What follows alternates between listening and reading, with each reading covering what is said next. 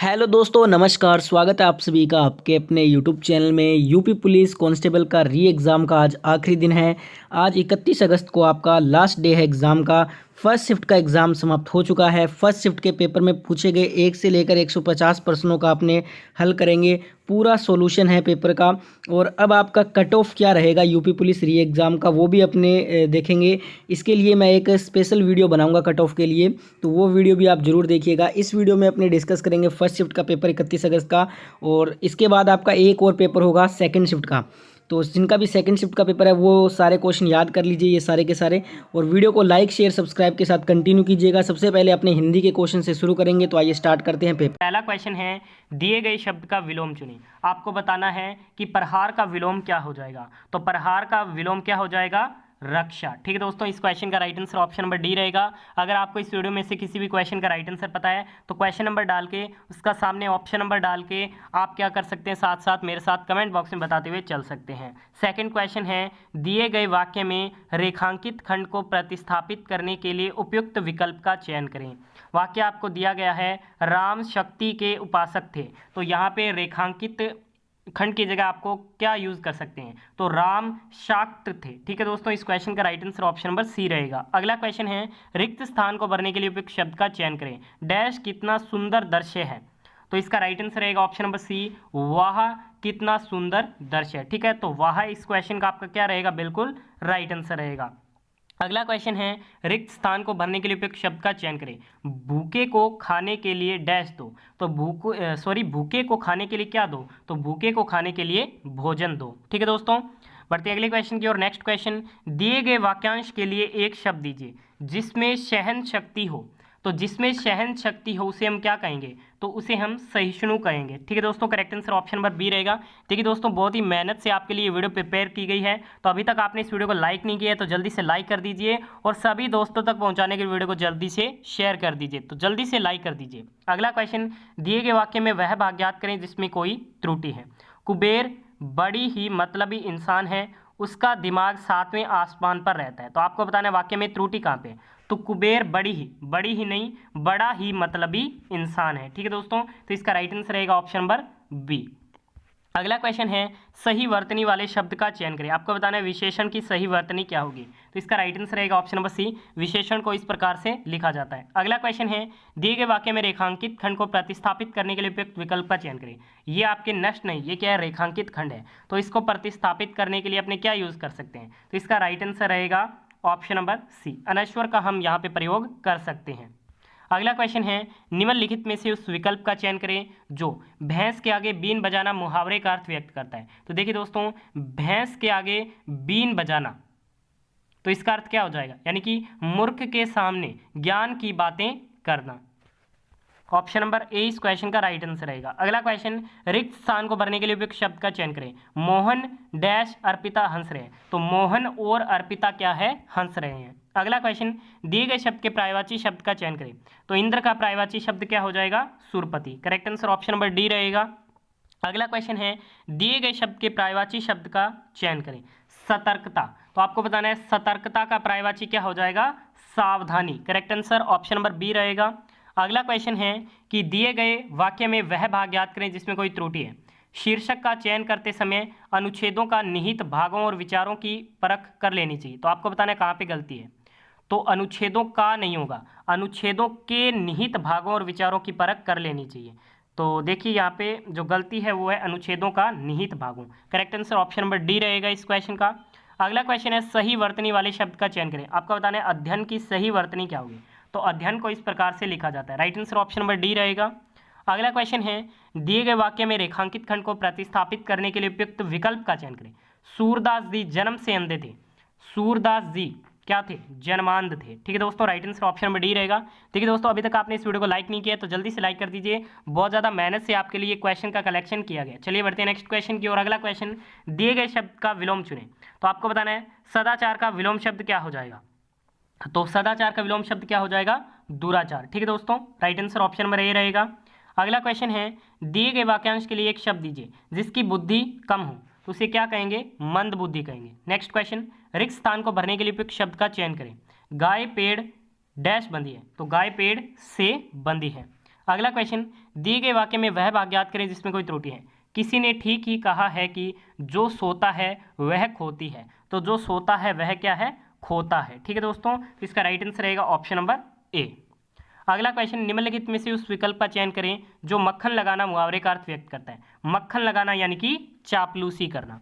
अब आपको क्या है, गद्यांश को ध्यान से रीड करना है और रिक्त स्थानों की पूर्ति करनी है। चलिए पढ़ते हैं। दीपावली भारत में डैश जाने वाला सबसे बड़ा त्यौहार है। तो दीपावली भारत में मनाया जाने वाला क्या सबसे बड़ा त्यौहार है।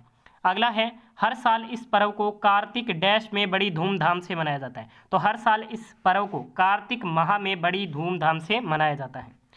आगे है कि इस त्यौहार के आने के डैश दिन पहले ही इसकी तैयारी आरंभ हो जाती है।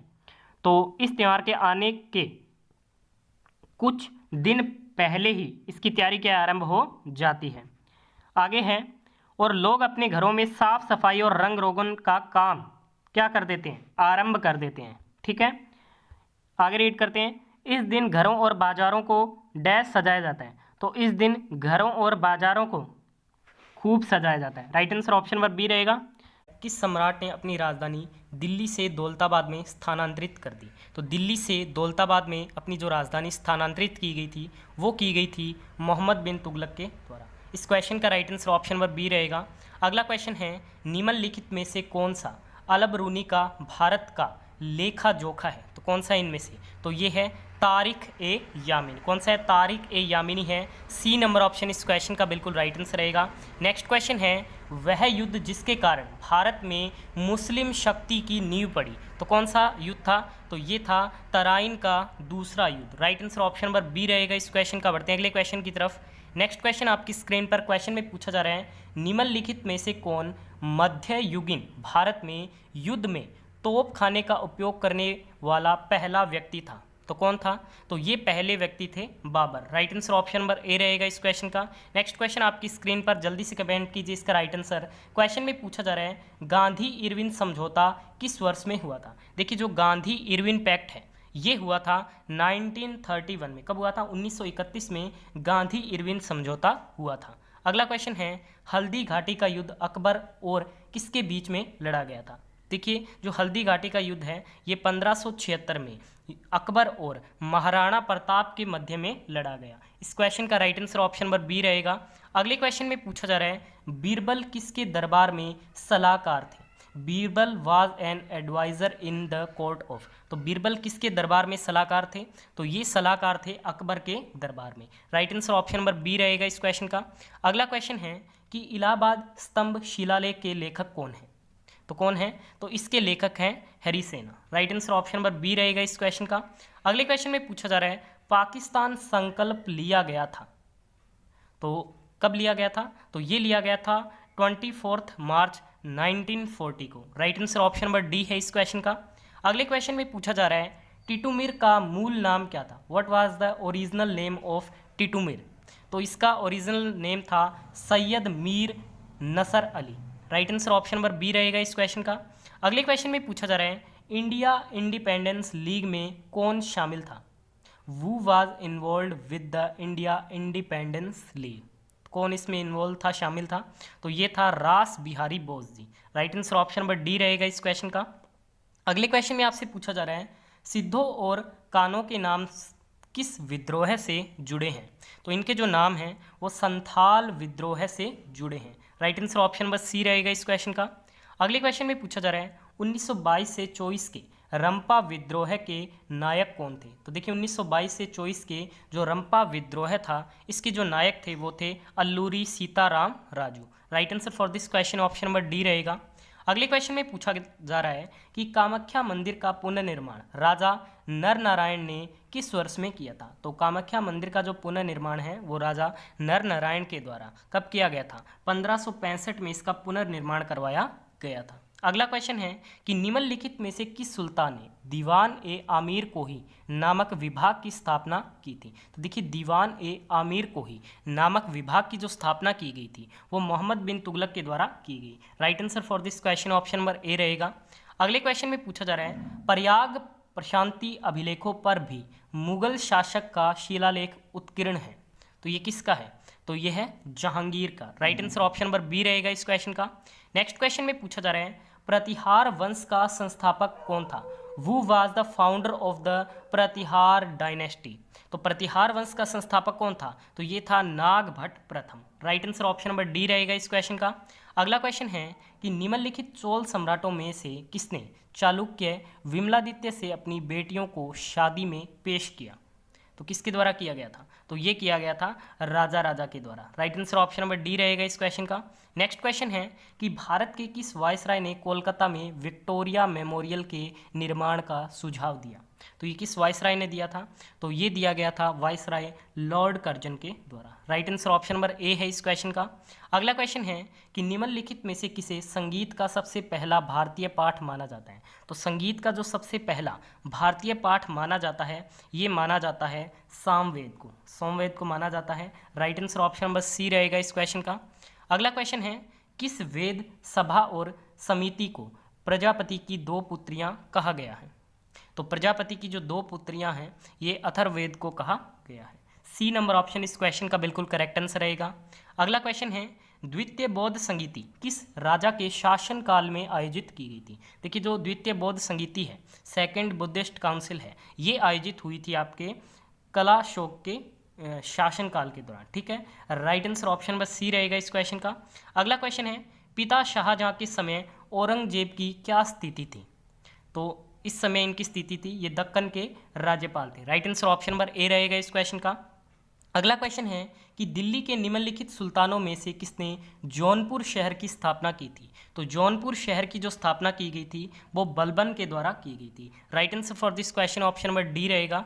नेक्स्ट क्वेश्चन है कि निम्नलिखित में से किस सातवाहन राजा को नासिक प्रशस्ति में एक बहमान कहा गया है। तो एक बहमान कहा गया है गौतमी पुत्र शातकर्णी को। Right answer option number D रहेगा इस क्वेश्चन का। अगला क्वेश्चन है कि निम्नलिखित में से कौन अशोक के एक प्रांत दक्षिणापंथ की राजधानी थी। तो ये थी Swarnagiri. Right answer option number B रहेगा इस क्वेश्चन का। अगला क्वेश्चन है राज्य खाद्य आयोग किस कानून के तहत स्थापित किया गया था। तो इसे स्थापित किया गया था नेशनल फूड सिक्योरिटी एक्ट 2013 के अंतर्गत। Option number A will be the right answer. अगला क्वेश्चन है दो या दो से अधिक राज्यों के लिए एक संयुक्त राज्य लोक सेवा आयोग की स्थापना की जा सकती है।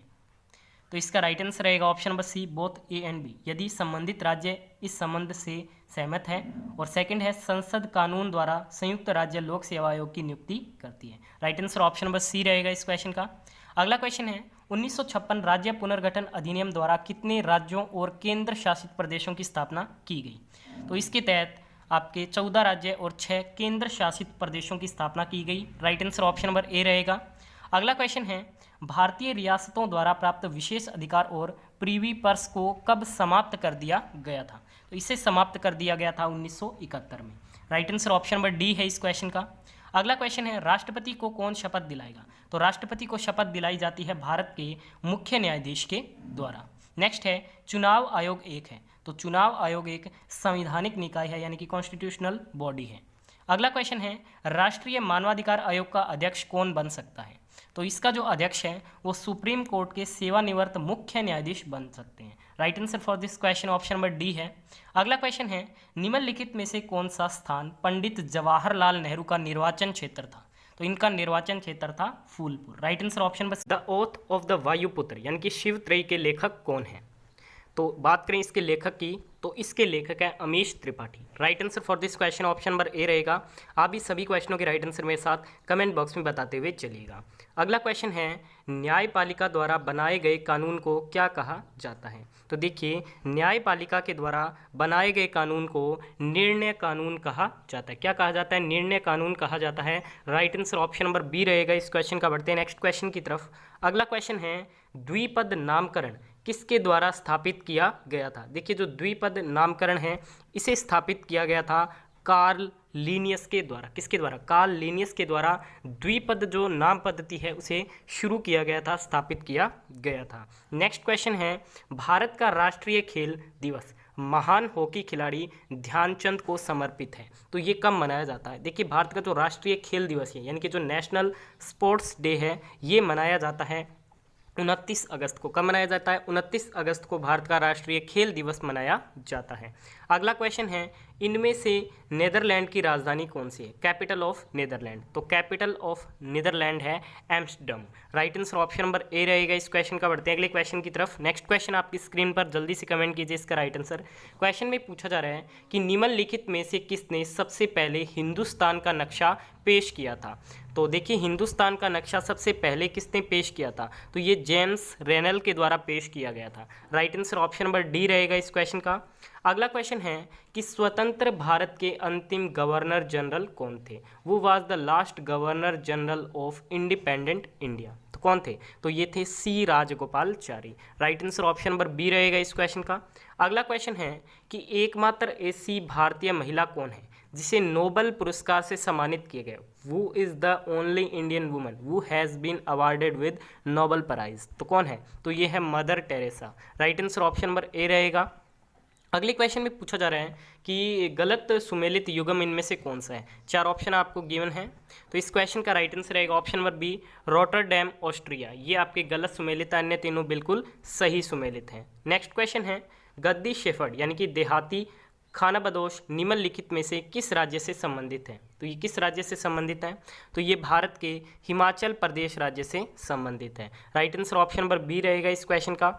अगला क्वेश्चन है कि पक्षियों को जोर यानी कि आगे की गति और लिफ्ट यानी कि जो ऊर्ध्व गति है वो मिलती है, तो ये मिलती है पंखों के फड़फड़ाने से यानी कि फ्लैपिंग ऑफ विंग्स के द्वारा। Right answer option number B रहेगा इस क्वेश्चन का।